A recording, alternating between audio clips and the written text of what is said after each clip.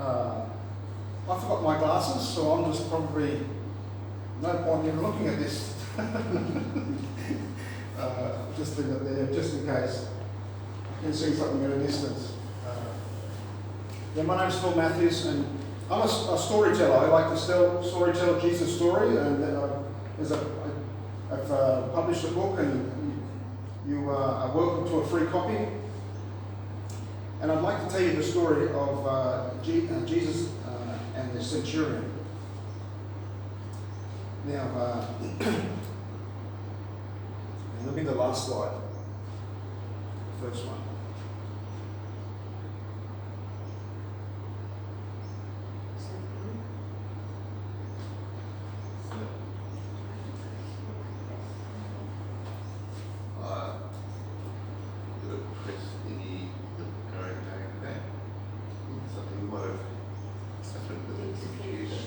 Just the first slide, then.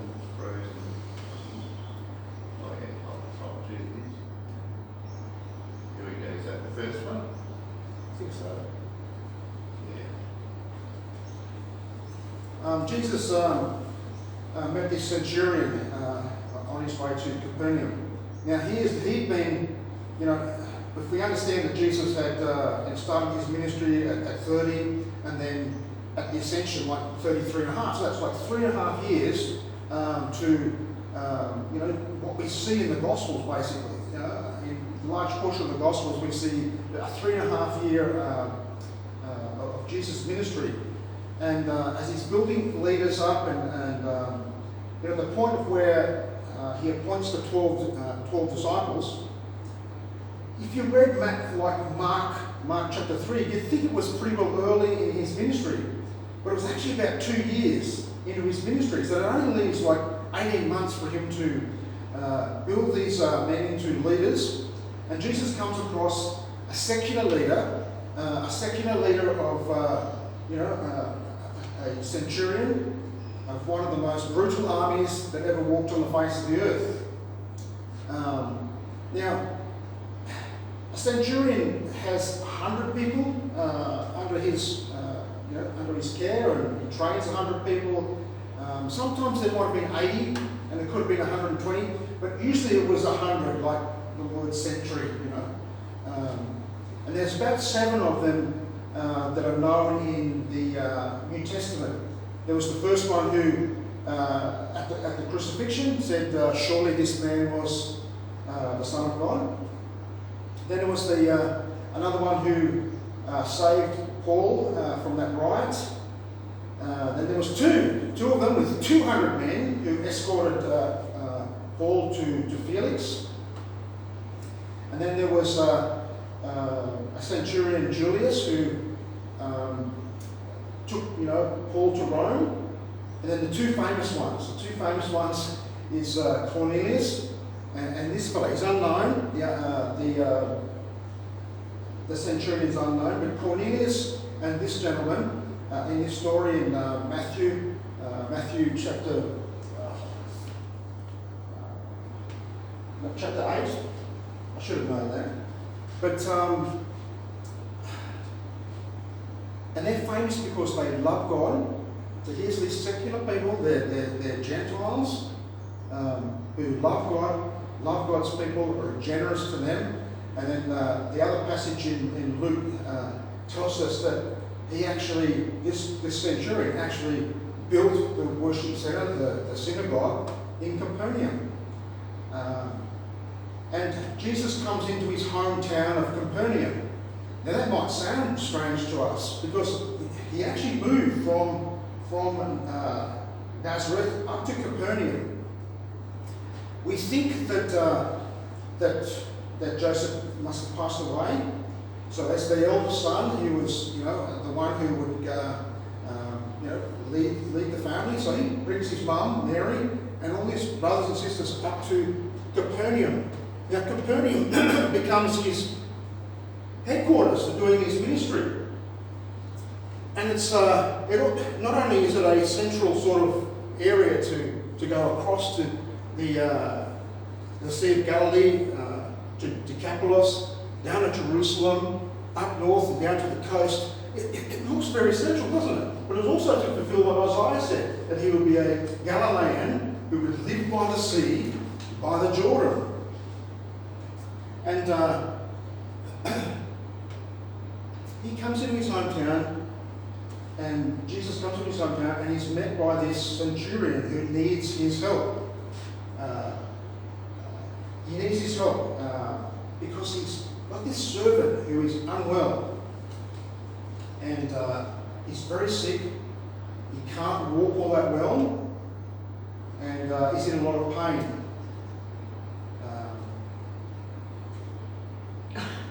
Maybe we'll leave the computer with. Yeah, that's number 3. Is that the one? Yeah. Okay. So Jesus, this centurion comes up to me, and he needs his help because his servant is not well. And yet Jesus says, yeah, no worries, I'll come and I'll just lead the way and I'll come and heal him. But the centurion goes, no, don't go to all that bother. Just say the word. Just give the command, say the word, and my servant will be healed. Because, I too am a man who gives orders and takes orders. I say, this soldier, you go over there, and he goes over there. I say to this one, come here, and he comes here. And I say to my servant, I'd like a cappuccino, extra frothy, and some of your best roly-poly cake. And he goes and gets it for me. And Jesus is absolutely astounded and amazed at this answer. And he goes, and he turns to the crowd and says, I haven't seen this type of faith, even in my own people. Who should know God and who should know how He works. I haven't seen this type of faith. And he says, surely you will see people coming from the east, the west, from all different directions, coming into and believing in faith in Jesus, and coming into the great banquet table, sitting down with the patriarchs, Abraham, Isaac, and Jacob. Now, can you imagine? And he says to the centurion, "Go, let it be done just as you believe." And Luke tells us in his passage that when the centurion got back home, he saw that his servant was well and inquired about the exact day, or the exact time, that he was healed. And it was the exact time that Jesus says, "Go, let it be done as you believe." And this story reminds me of the great banquet. Remember the man who put on a great banquet. He invited everybody. Yeah, you invite, and they said yes, and invited everybody, and they all said yes, we're coming. Then when the food was on the table, he sends his servant out to tell the guests that food was on the table. But one by one, they're giving excuses. One says, I bought a block of land and I need to go and check it out. Please excuse me. Who buys a piece of land without having a look at it? And another one says, I've just bought a cow and I must go and check it out. Again, who goes and buys a cow without checking it out? Please excuse me. And another one says, I've just got married, I need to go back home to my missus. Well, please excuse me, but why not bring your wife to this party? Why not make this your celebration or wedding feast or something? No, he says, please excuse me. And when that's reported back to the boss, he's absolutely furious. He just tells his servant to go out into the city, into the alleys, and bring all the unemployed, bring the people that are disabled, the blind, bring all those people and invite them. And when he did that, there's still more room in the banquet table, and the boss says to the servant, go out to the country and to the alleys and to the road there, and not invite them, but drag them in. Drag them in. Fill my house. Fill my house with this celebrational feast. Now, and he says, those people I originally invited who said no might get one scrap of food from this table. Now, what can we get out of this story? What can we get out of these two stories? I think the number one main thing is that faith in Jesus, or choosing Jesus, guarantees a seat at the great banquet, at God's great banquet in heaven. Guarantees our seat there.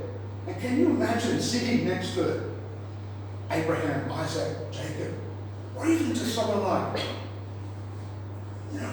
John the Baptist with his head on, or Peter, the apostles, something like that, Apostle Paul, or even maybe something like Jacob Newton, Billy Graham, sitting next to them, or just sitting next to one of our friends and family that have, passed away but have faith in Jesus.